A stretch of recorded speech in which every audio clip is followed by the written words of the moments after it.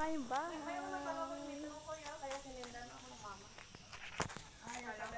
Finally, nakarating din kami dito sa bahay ng katrabaho ko. Ito ay yung binili nila sa Pag-ibig. Bagong subdivision to na ginagawa pa lang nila. Pero marami na rin naman na bahay dito nakatayo.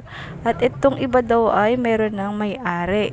May iba naman dito na hindi mo na tinitirhan na may-ari. At ito nga yung bahay ng katrabaho ko. Nirenovate na niya yung unahan nito. Tapos yung loob, yan, inaayos pa rin nila kasi ginagawa pa rin nila to at dire-renovate para magkaroon ng kwarto at kung ano-ano pa. Nagpagawa na pala siya ng mga CR. Nandito yung CR. At andito yung shower room. Din, pinagawa din ni Lala. Ito shower. Oo, ito pa yung dirty kitchen. Shower. Yan yung pinagawa ko Dito yung wow, daming Marami siyang pinagawang shower room kasi gagawin niya daw tong bed space para sa mga boarders niya, marami ng shower room. Ito, kainan time. Tatawa nga itong mga katrabaho ko sa akin. Kasi yung isang katrabaho, akala niya nagdadasal na ako. Yung pala nagbablog lang ako.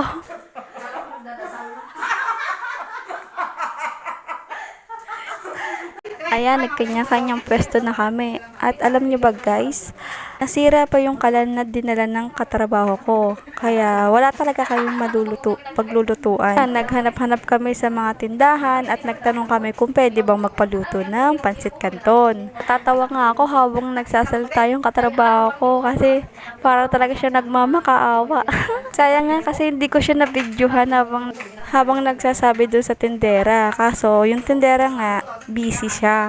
Kaya yung bumibili yung nakapansin sa amin at siya yung nagpaluto doon sa bayaw nyo pa. Puti na lang talaga, mababait yung mga nakatara dito kahit hindi kami kilala. Yun, pinaglulutuan pa rin nila kami. Yung binayaran na lang namin pala yung pinaglutuan. Hindi po siya yan, boy? Opo.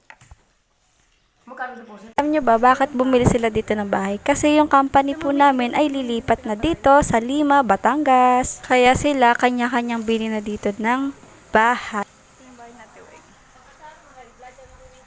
At ayan nga, paalis na kami. Pinapalamig lang namin yung kotse kasi sobrang nainitan siya. At pupunta naman kami sa ibang bahay na binilihan naman din ng aming katrabaho. At ito nga yung mga bahay na may second floor naman yung binili ng iba naming katrabaho.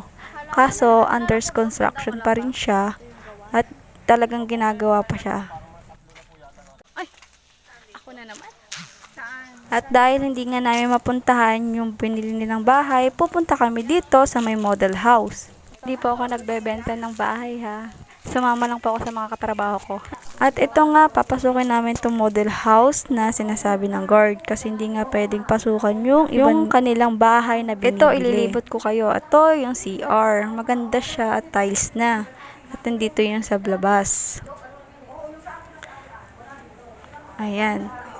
At pupunta tayo sa second floor. Ayan, maganda rin yung hagdan nila.